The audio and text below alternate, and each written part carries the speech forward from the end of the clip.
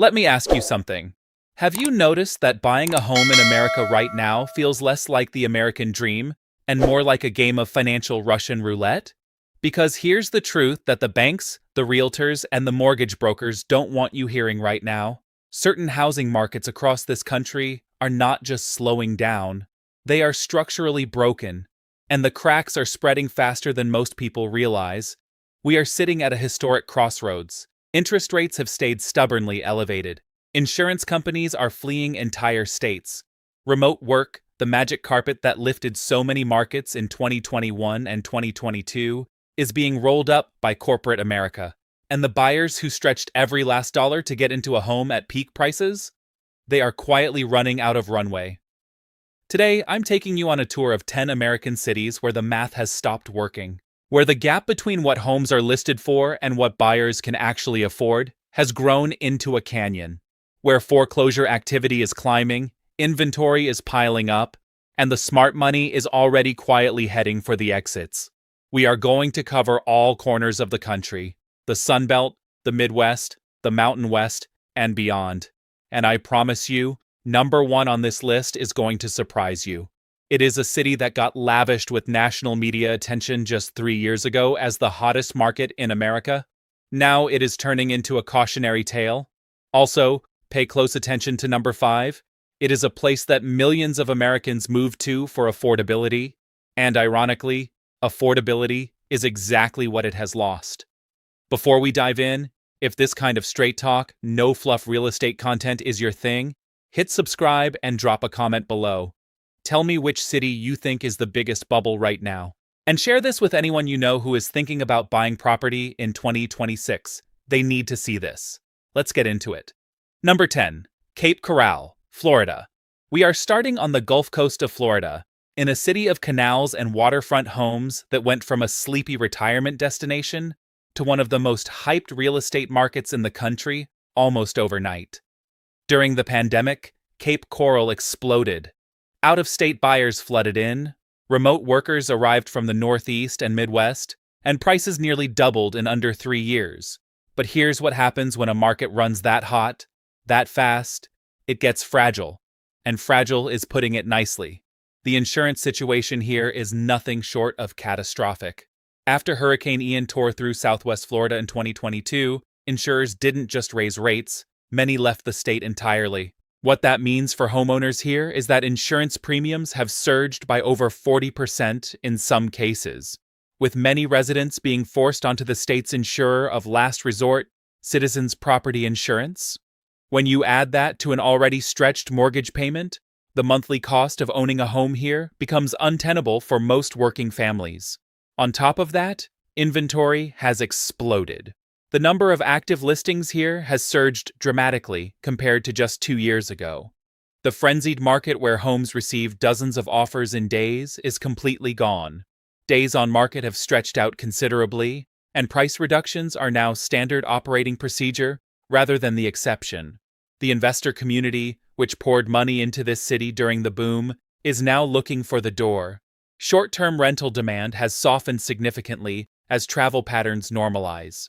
And the buyers who were supposed to replace them? Many are getting priced out by the combined weight of high mortgage rates and soaring insurance bills. Cape Coral is a beautiful city, but right now it is one of the most financially exposed housing markets in the entire country. Number 9. Boise, Idaho. Just a few years ago, Boise was plastered across every hottest housing market list in America. Tech workers from Seattle and San Francisco poured in, attracted by lower costs, outdoor lifestyle, and the promise of remote work freedom. Prices went vertical, and then gravity arrived. The correction here has been significant. Median home prices have pulled back meaningfully from their 2022 peaks. That sounds like good news on the surface. But here's the problem. Prices didn't fall back to where they were before the boom.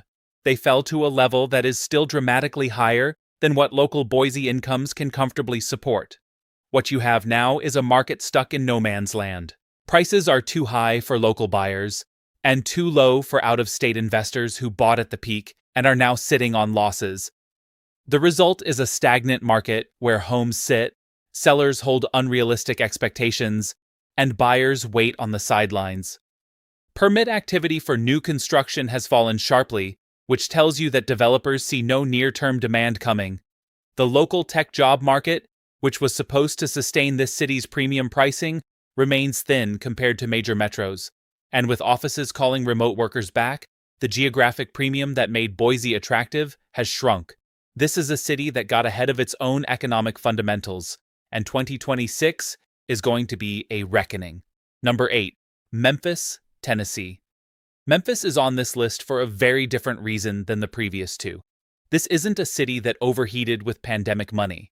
This is a city with deep structural housing market problems that have been compounding for years, and the situation is getting worse. Memphis has one of the highest concentrations of institutional investor-owned, single-family rentals in the entire country. That sounds neutral until you understand what it means in practice. Large investment firms bought up thousands of homes in this city, often in already distressed neighborhoods, converting them to rentals. They now control a significant portion of the housing stock. When these investors decide to sell, which market pressure is increasingly pushing them toward, they will not be selling one home at a time. They will be selling in bulk. And the impact on local property values of that kind of sudden, large-scale inventory dump could be severe. Meanwhile, the city already struggles with chronically low median incomes relative to home prices, high property crime rates that suppress appreciation in large parts of the city, and an insurance market that is increasingly reluctant to cover older housing stock. Foreclosure activity in this metro is climbing, vacancy rates in many zip codes are high, and the wealth gap between who owns the homes and who can afford to buy them is one of the widest in the South. Memphis has real problems that real estate cheerleaders rarely talk about, and in 2026, those problems are going to be very hard to ignore. Number 7. Phoenix, Arizona. Phoenix is the ultimate boom-bust city. It has been through this cycle before. It was ground zero for the 2008 crash, and the data suggests it is building up to another painful correction. The Phoenix metro has added an enormous amount of new housing supply in recent years. Builders were racing to meet the demand wave driven by pandemic migration. But that migration wave has crested, and now you have a massive overhang of new inventory hitting a market where buyer demand has retreated. The affordability math here is brutal. Median home prices in the Phoenix area roughly doubled between 2019 and 2022. They have come off the peak somewhat, but not nearly enough. Meanwhile, a 7% mortgage rate means that a typical Phoenix home purchase now requires a monthly payment that consumes a deeply uncomfortable share of the average Arizona household income. HOA-heavy master-planned communities, which define so much of Phoenix's suburban housing stock, are adding another layer of cost pressure. When you combine mortgage payments, HOA fees, property taxes, and insurance, the actual cost of ownership is far above what the listing price suggests. The rental market, which was supposed to provide a floor under prices, is also cracking. Rent growth in Phoenix has reversed. Rents are flat to declining in many submarkets, which means investors who bought properties expecting strong cash flow are now running negative. Phoenix is a city that many people will always want to live in, but the price it is asking right now is more than the fundamentals can justify. Expect more pain ahead. Number 6. Austin, Texas. Austin is number 5 on our list, and I promised you it would surprise some people. Because Austin was the media darling, the Tesla city, the Silicon Hills, the place where every tech CEO was photographed having brunch and talking about innovation.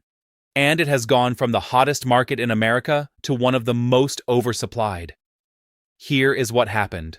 Austin's fame triggered a construction boom.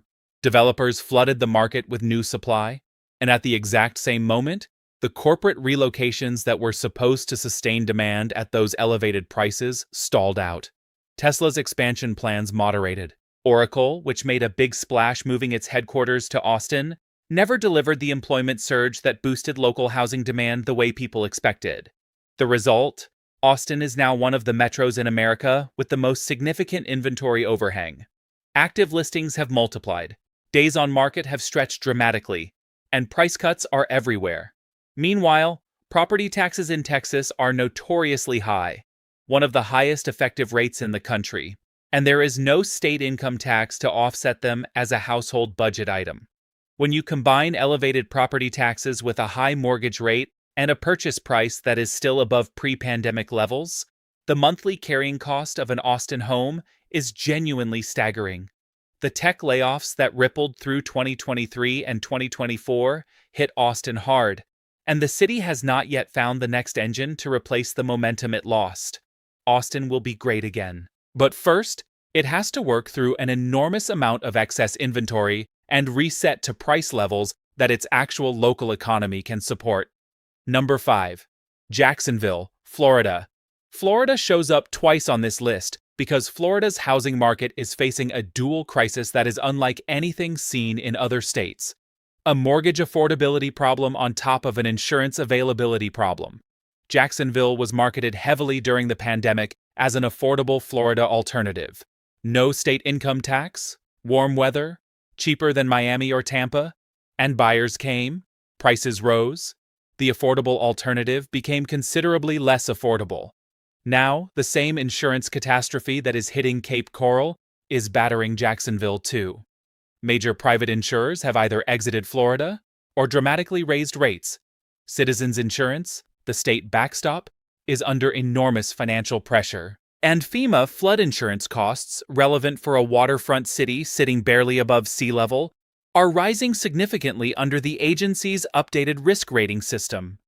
When you add insurance costs that have doubled or tripled for some homeowners to mortgage payments that are already stretched, the budget for owning a Jacksonville home simply does not work for a large portion of the buyer pool that was driving this market. Inventory is rising quickly. Price reductions are becoming commonplace. And the investors who bought rental properties here are watching their margins compress as rents soften and expenses rise. Jacksonville is not a bad city. But right now, owning property here is an expensive and financially risky proposition. Number 4. Cleveland, Ohio. Cleveland surprises some people on lists like this because it is associated with being affordable, and that is exactly the trap. Cleveland's housing market got swept up in a national narrative about Midwestern affordability that attracted investor capital, both institutional and small individual investors, on a significant scale. Cheap homes, decent rent yields. What could go wrong? What went wrong is that the economic foundation beneath Cleveland's housing market is shaky. The metro has been shedding population for decades. The local economy is heavily concentrated in healthcare and education, sectors that are themselves under financial pressure, with very limited exposure to the high-wage industries driving growth in other markets. At the same time, the housing stock in many Cleveland neighborhoods is aging and expensive to maintain. Deferred maintenance, high utility costs, and rising insurance rates are eating into any cash flow advantage that investors expected. Vacancy rates in many Cleveland zip codes are uncomfortably high. Foreclosure activity is elevated. And the absentee landlord problem, out-of-state investors who bought properties remotely and are struggling to manage them profitably, is creating real blight in neighborhoods that were already fragile. This is not a city where a big price correction is the main risk. The risk here is sustained value erosion over time, a slow drain, not a sudden crash. And for anyone who bought here expecting appreciation to bail them out, 2026 and beyond are going to be a long, frustrating wait. Number 3. Raleigh, North Carolina. Raleigh is on the same trajectory that Austin was on 2 years ago, and that should worry anyone who owns or is considering buying property here. The research triangle boomed on the promise of corporate relocations and tech expansion. Apple, Google, and others announced projects or expansions in the area. Prices surged on the expectation of demand that in some cases has arrived more slowly than the market priced in. Meanwhile, builders flooded the zone. The Raleigh metro has seen substantial new construction, and that supply is now colliding with a buyer pool that is constrained by high mortgage rates and uncertain job market conditions. The suburban sprawl around Raleigh has pushed people further and further out in search of affordability, mirroring the drive until you qualify dynamic that has burned buyers in other metros. Long commutes, limited public transit, and gas costs are making some of those outer suburbs feel like a bad deal. Property values have already softened from their peak levels. Inventory is accumulating, and the corporate hiring that was supposed to be the demand engine has been moderated by tech sector-wide belt-tightening. Raleigh has genuine long-term promise. But the market got ahead of that promise, and 2026 is the year the bill comes due. Number 2. Salt Lake City, Utah. Salt Lake City flew under the radar of many national housing analysts. But the numbers here are flashing red in a way that demands attention. Utah's housing market went absolutely parabolic during the pandemic. Remote workers arrived from California and the Pacific Northwest. Local tech companies expanded aggressively, and a relatively constrained land supply, the Wasatch Front is hemmed in by mountains, amplified price increases. The problem now is that Salt Lake City's price-to-income ratio has become one of the most stretched in the entire Mountain West. Median home prices relative to median household incomes reached levels that are simply unsustainable without continued aggressive income growth. And that income growth has stalled as the tech sector pulled back. What makes Salt Lake City particularly vulnerable is the concentration of employment risk. A significant portion of the area's high-wage jobs are in industries, finance, tech, crypto, that have all experienced meaningful downturns in recent years. When the high earners who pushed prices to these levels lose jobs or see compensation reduced, the buyer pool that can support current prices shrinks dramatically. New construction here has added supply into an already softening market. Days on market have extended significantly, and price reductions are becoming the norm in neighborhoods that 2 years ago would have received full price offers on the first day of listing. The view of the Wasatch Range is spectacular. The financial risk of buying here right now is equally breathtaking. Number 1, Nashville, Tennessee. And here we are. Number 1, Music City, bachelorette party capital of America. The city that every national magazine and viral social media post told you was the place to be. Nashville is our number 1 most at-risk housing market for 2026. And that is not a statement I make lightly. Here is the reality behind the hot chicken and the rooftop bars. Nashville's housing prices appreciated so dramatically in such a short period that they disconnected almost entirely from the city's local income base. The median home price in Nashville Metro now requires a monthly mortgage payment that exceeds what the median Nashville household earns in a sustainable way. The city is not a high-wage market. It is a tourism, healthcare, and music industry market, with pockets of finance and tech that are real but not large enough to anchor prices at their current levels. During the boom, a river of outside capital, from relocating Californians, from investors chasing appreciation, from second-home buyers, poured into Nashville and bid prices to levels that local fundamentals cannot justify. Now, that outside capital has dried up. Californians are not relocating with the same ferocity. Investors are not finding the yields they expected. And the corporate HQ relocations that were supposed to sustain demand have brought fewer high-paying jobs than the market anticipated. The inventory picture is alarming. Active listings in the Nashville metro have risen dramatically. Homes are sitting on the market far longer than they were during the boom, and price reductions are widespread, even in submarkets that were considered premium. Meanwhile, new construction continues to add supply into an already oversaturated market, because builders who locked in land and permits are contractually obligated to build, regardless of what demand looks like today. Property taxes in Tennessee are relatively modest, which provides some buffer. But when mortgage payments at current rates consume 40, 45, 50% of household gross income for a typical Nashville household, property taxes being low is a band-aid on a serious wound. There are also emerging signs of distress in the investor-owned short-term rental market. Nashville's Airbnb saturation is among the highest in the country relative to its size. As occupancy rates have normalized post-pandemic and the city has tightened short-term rental regulations in some districts, investors who bought properties to run as rentals are finding the cash flow projections they underwrote are not materializing. When investors who are running negative cash flow on properties they bought at peak prices decide they need to exit, and more are reaching that decision every month, it will add another wave of supply to an already challenged market. Nashville is going to be a great city for a very long time. The music, the culture, the energy, none of that changes. But the housing market is going to go through a painful reset before it reaches prices that are sustainable for the people who actually live and work there. If you are holding property in Nashville right now, 2026 is not the year to be complacent. So there you have it. 10 cities. 10 markets where the gap between price and reality has become too wide to ignore any longer.